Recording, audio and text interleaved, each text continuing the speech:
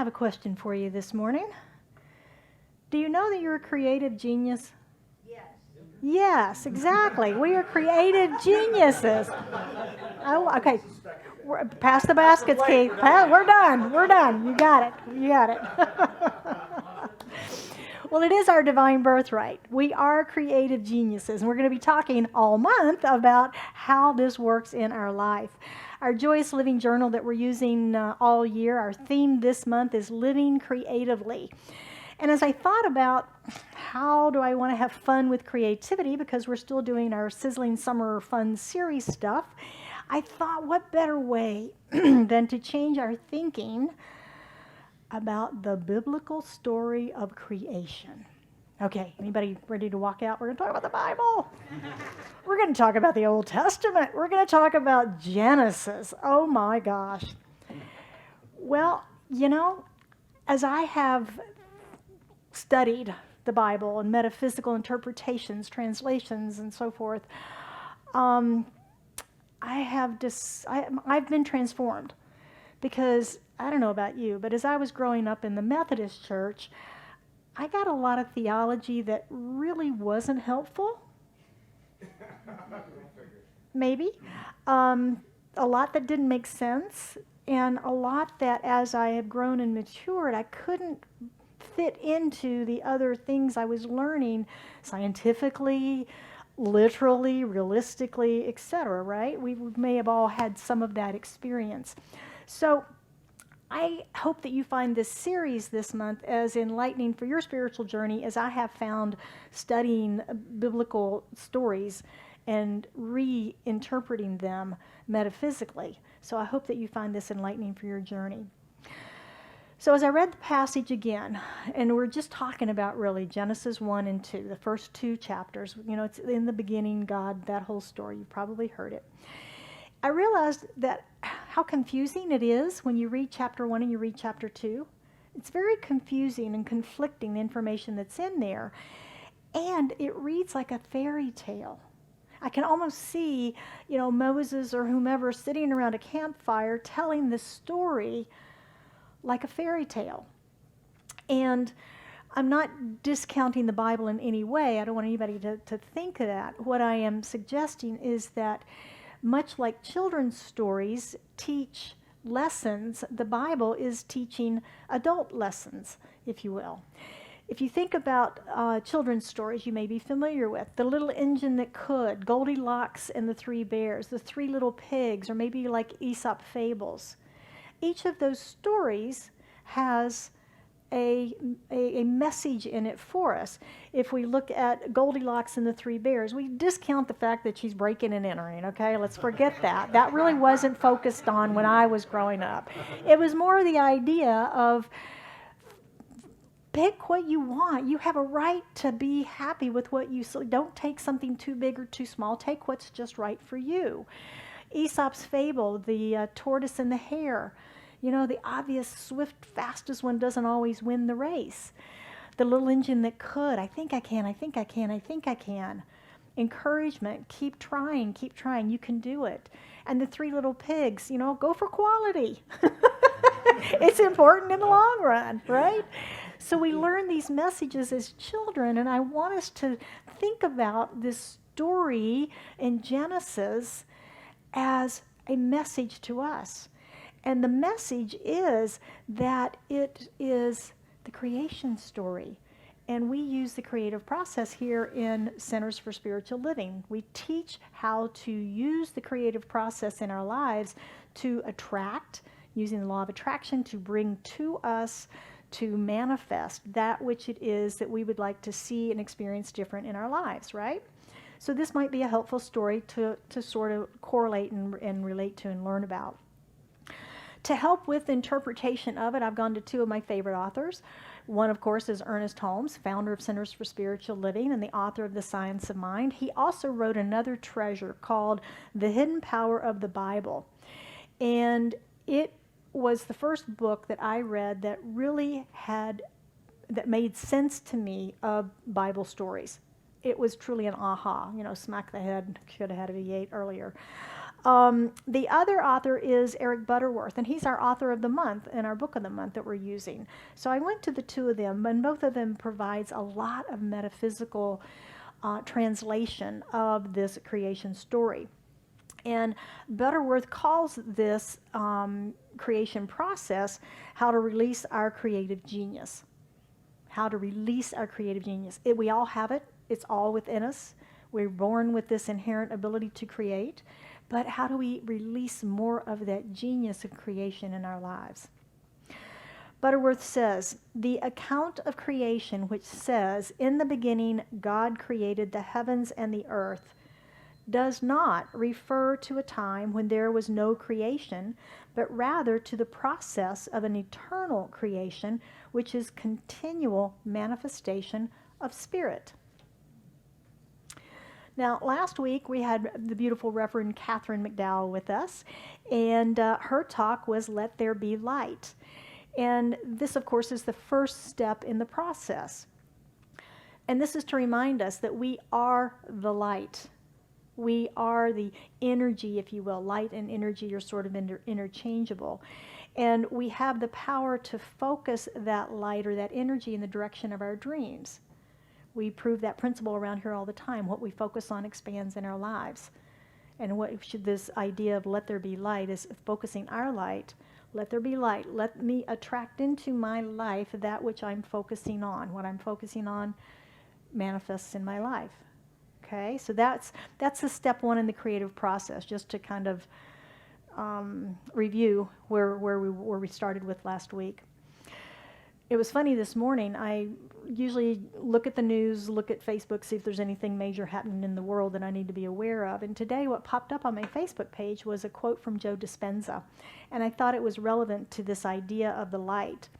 And it says, when we focus on an intended future event and then plan how we will prepare or behave, there will be a moment when we are so clear and focused on that possible future that the thoughts we are thinking will begin to become the experience itself. Isn't that nice? It just and we've all had that experience where we set a goal, we set a dream, we set an intention, and we're doing our work, and then suddenly we realize we're living it. It's already here. It's already happened. So that's what he's referring to there. Of course, focus is important, and the process is meditation, right, for helping us to improve our focus. Before we move into our talk, which I've entitled Infinite Imagination, I think it's going to be helpful for us to realize the conflicting differences between Genesis chapter 1 and Genesis chapter 2. They both describe creation. Two stories, really. And it's been interpreted as two stories, and it's been confusing as two stories. And why is it happening in two places?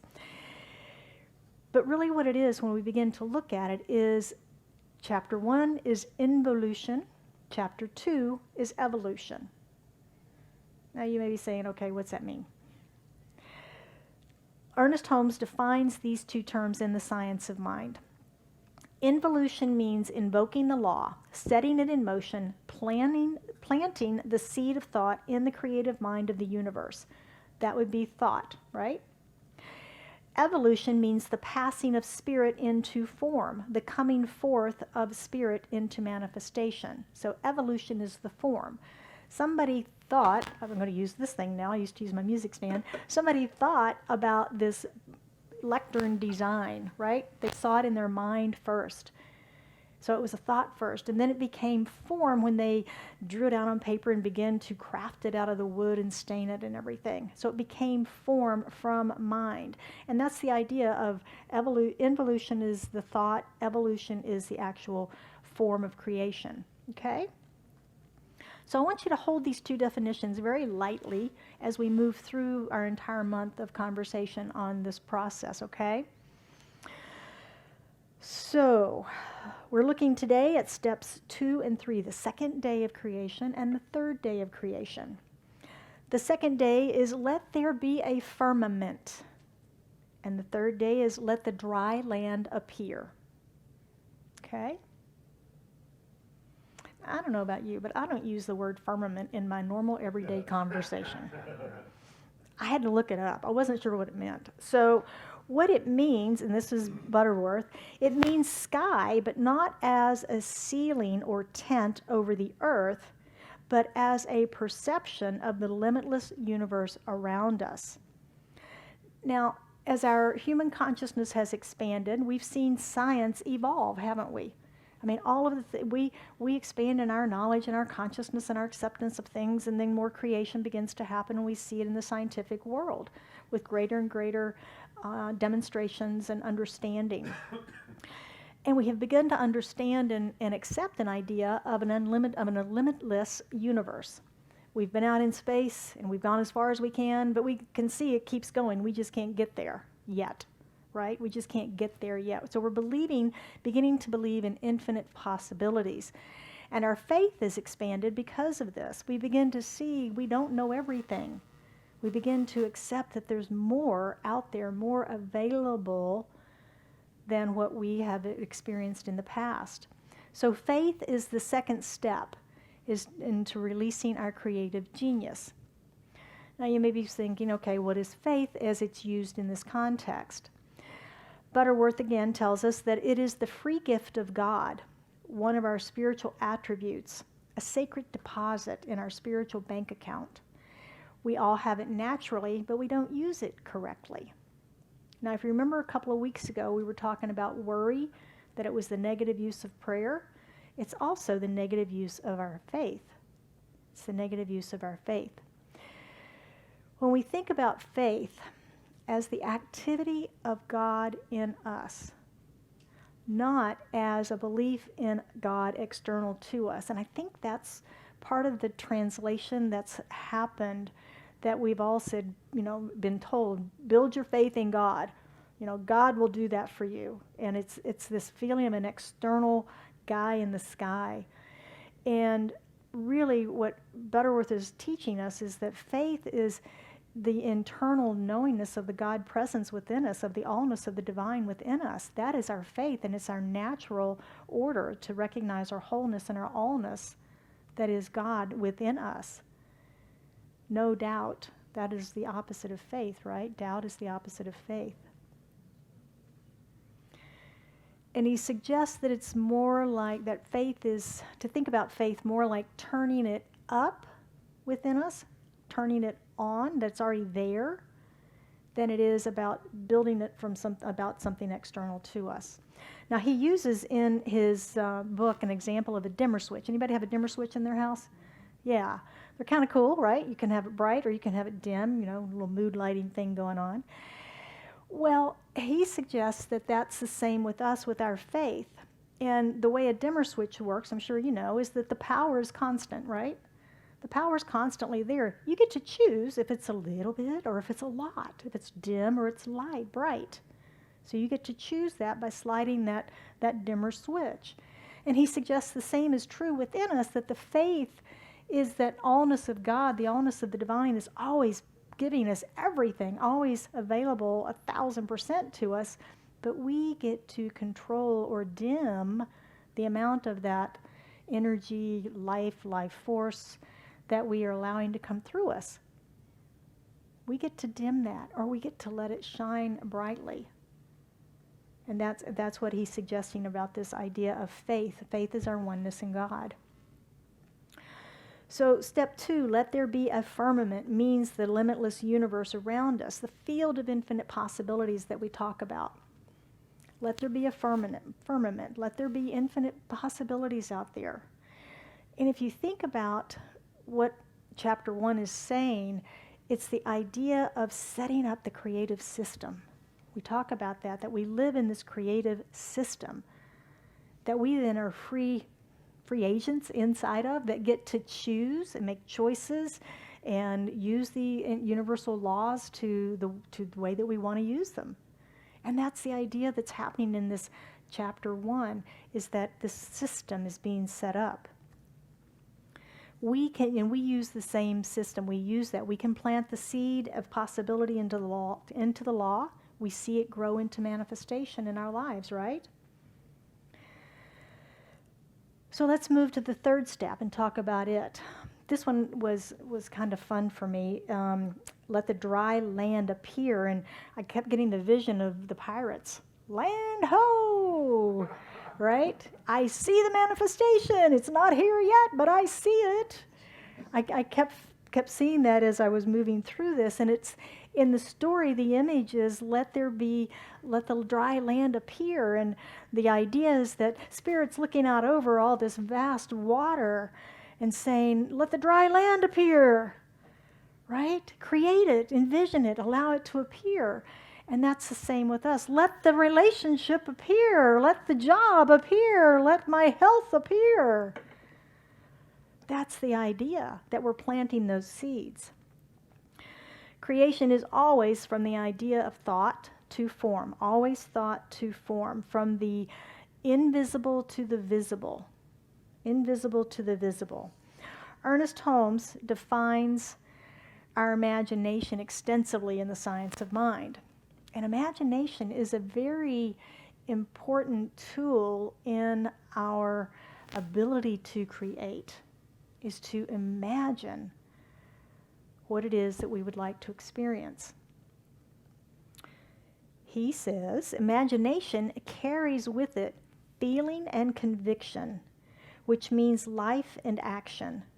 It awakens within us all the inner forces of nature and stirs into action latent powers, which otherwise would never come to the surface. Willpower may be necessary in its place as a directive agency, but as a creative agency, it is non-existent. Let that sink in. Willpower is non-existent as a creative agency. To feel that we have to will something to happen casts doubt in the face of creation and presupposes that life is not self-existent and self-propelling. Imagination taps the very roots of being and utilizes the same power that brought the world forth from chaos. So he's referring to this creation story, isn't he? That we can use the same power that brought forth creation from chaos, and we can bring forth creation from the chaos in our lives. We can use the same principle. Let the dry land appear. Let the abundance appear. Let the relationship appear. Let my career appear, my health, whatever it is that you're manifesting, my car, my house, whatever it is. So the power of our imagination allows us to see the manifestation before it appears. Would you agree? Is that important in our process of creating?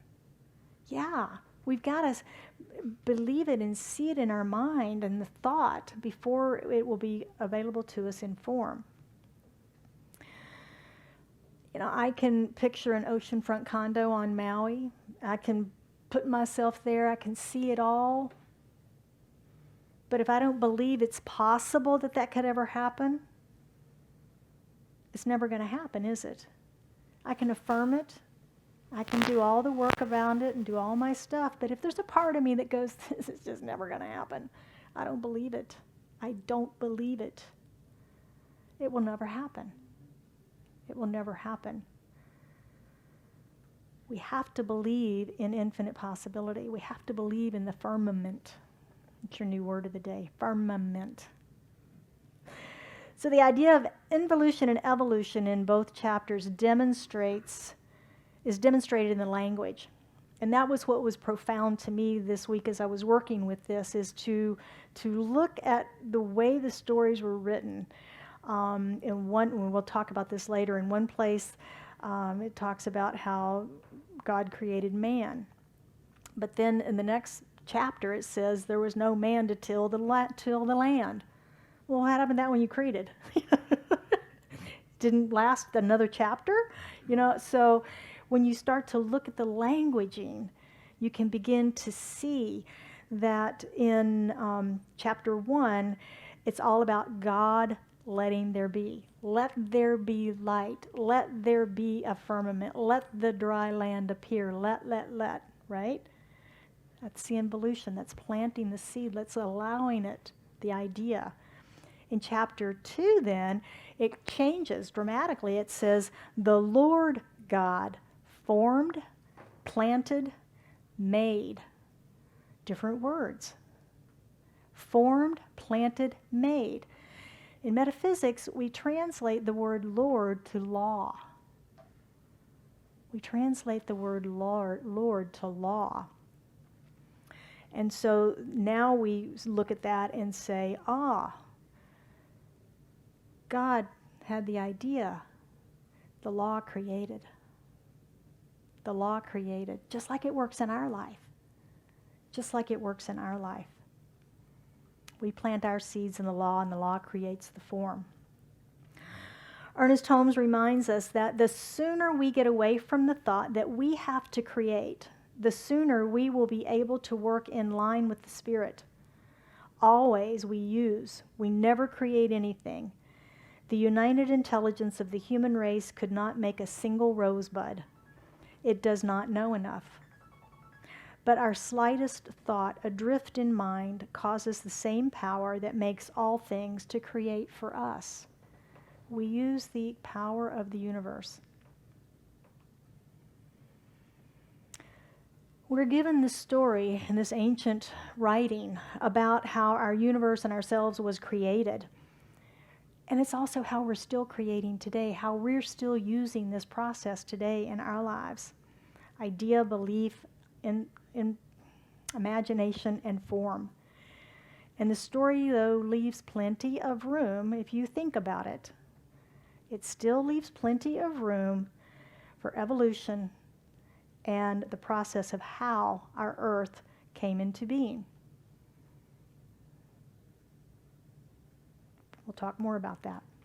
There are hundreds of stories of creation, both mystic, mythical, and scientific. Today, current science thinking is primarily around the Big Bang. Something was first. To have a bang, it's usually two things, right? There was something that was first. Two things came together. My question is always, what banged? What banged? So with that thought, let's look at our practicing the principles and how we might gain more skill in using the creative process in our lives this week. Don't forget to sign up for Mindful Monday. You can do that here in the lobby. You can send me an email. If you're online, just send us an email. We'll get you signed up for that.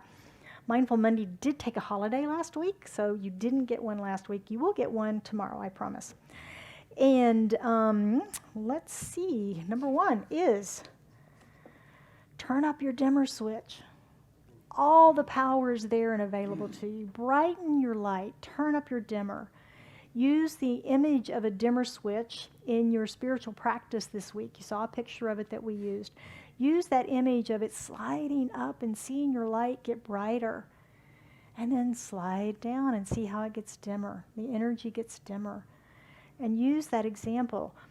Practice several times to gain an understanding and connection of how your mind works in controlling the energy flow in your life. Imagine if you could tame that to the point of being able to escalate or calm at will. Imagine if you could do that. Imagine perching that slide up and visualizing the allness of God just flowing out of you. Number 2, let there be a firmament. Unleash your power of faith. It's within us already. It's not something we have to build. It's something we just have to unleash. Use an affirmation. I've got a new affirmation for you. It may not be new to some of you. Many of us have heard this before. Something wonderful is happening through me right now. Something wonderful is happening through me right now. Say that about 100 times every day this week, and I promise something wonderful is going to happen through you. So use that affirmation this week. Number 3, let the dry land appear. I got a little crazy with that, but let that be your, imagine that. Let it appear. Let it appear in your life. Use that, plant your seeds, use your imagination this week.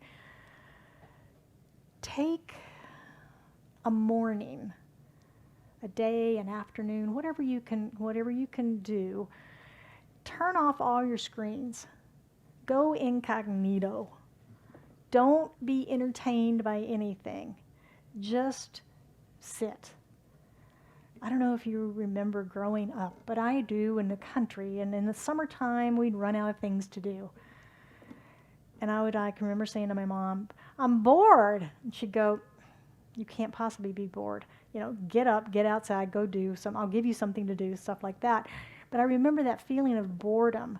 I cannot tell you the last time I felt bored. I felt more like I got to get up and go do something. So allow yourself to get bored. Allow yourself white space in your calendar. Take time to daydream. Unfocused daydreaming. Give yourself space to access your imagination, to dream, create, ponder a mystery of the universe. Spend time alone. When we can allow ourselves not to have constant stimulation, screens and games and movies and TVs and all of that, and allow that to go away, our natural imagination will kick in and start filling that space with creativity, ideas, thoughts, ponderings, pictures, answers, solutions, questions. Allow the power of your imagination to come forward and let the dry land of manifestation in form appear. So steps 2 and 3 are important components in the creation process, and developing an unshakable faith in the field of infinite possibilities. We talk about that a lot, the field of infinite possibilities. And when we can get ourselves anchored in that belief that there really is nothing impossible to me,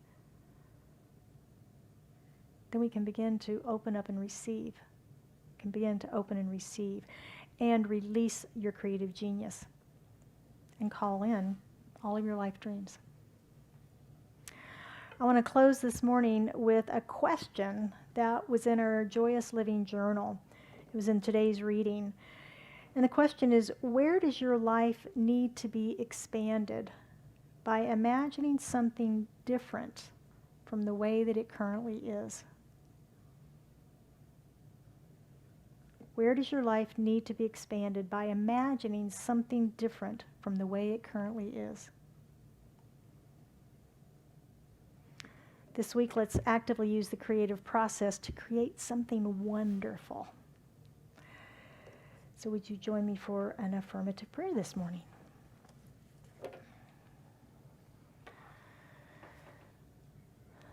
As we go within, we recognize that power, that presence, that thing we call life. This is God. This is source, presence, essence. It is the allness and the all that is.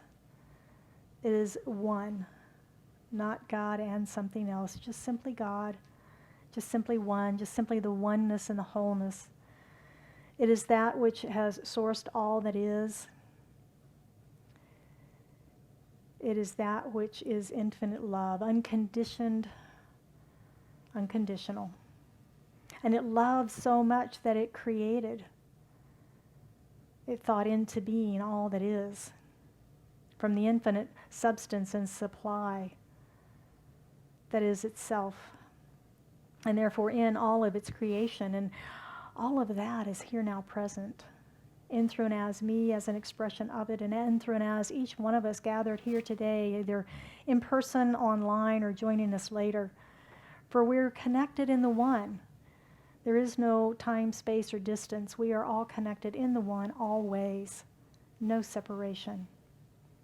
And so knowing that that wholeness is right here, this unity is right here, I speak my word for and about each of us, recognizing the infinite power of creativity that is us, that we are, and that we are forever creating our lives with each and every breath and step that we take, every choice that we make, every decision, everything we do and do not do is creating the life that we are living.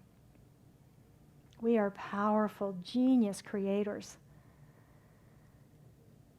And just knowing that we have the power, ability, and understanding to direct that creativity in the direction of our dreams, in the direction of our desires, in the direction of our ultimate wholeness of health and well-being and loving relationships and kindness and generosity and circulation and abundance and good, creativity.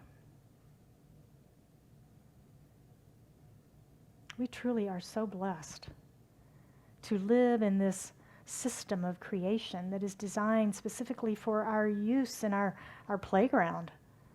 We are so blessed to experience this, to live in this reality. And how grateful I am for this knowing.